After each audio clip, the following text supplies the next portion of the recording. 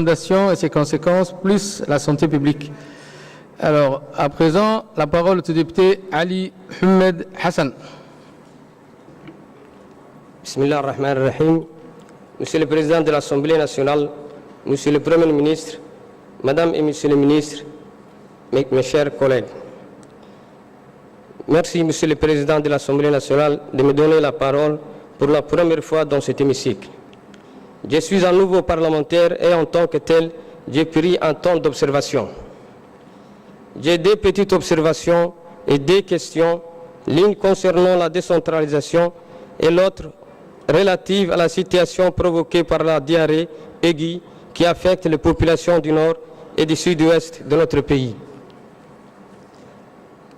Première observation. Ma première observation concerne l'intervention du président de notre groupe, Fried. Il a fait un discours qui n'engage que sa personne. Ce n'était pas une intervention concertée, ni une intervention constructive.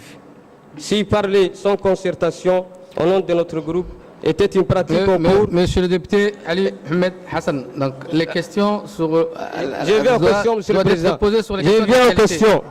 S'il vous plaît. Monsieur le Président, j'ai vu en question. Il faut poser des questions sur... Deuxième observation. J'ai remarqué que les ministres, à chaque question, se trouvent sur la défensive, comme s'ils étaient vus personnellement.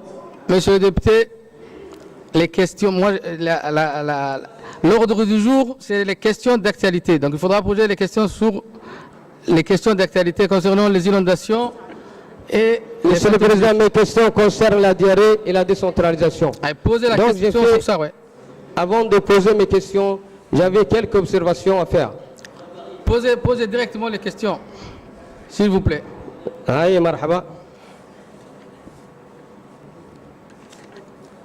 Ma première question. Au nord et sud-ouest, on constate la présence d'une diarrhée aiguë qui commence à avoir des répercussions négatives sur nos populations et les émigrés traversant notre pays. J'avais la chance de séjourner à Obok le deuxième jour de la Eid et participer avec mon collègue l'honorable Camille aux efforts entrepris par les préfets et le président du conseil régional.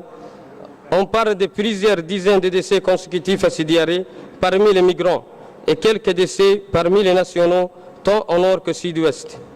La situation à Obok, bien que fluctuante, semble s'améliorer pour le moment grâce à la mobilisation des responsables de la région, du corps de la santé, des hommes en uniforme, de la société civile, des agents de l'OIM, l'antenne du Croissant-Rouge de Bok en mettant les migrants en quarantaine dans le camp de l'OIM. La change de Bok est d'ailleurs de disposer de ces camps pour assurer les premiers soins et la quarantaine de migrants concernés. Je propose que ce type de camp de l'OIM soit installé à Yobouki et à Tadjoura, qui se trouvent au cœur du corridor de cette migration intense. Par conséquent, j'ai des questions. Quelles sont les mesures véritables prises par le ministère de la Santé pour stopper ces diarrhées et ces conséquences dramatiques qui affectent principalement les migrants, les enfants et les personnes âgées?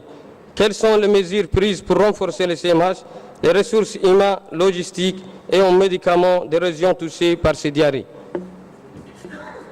Je peux poser ma deuxième question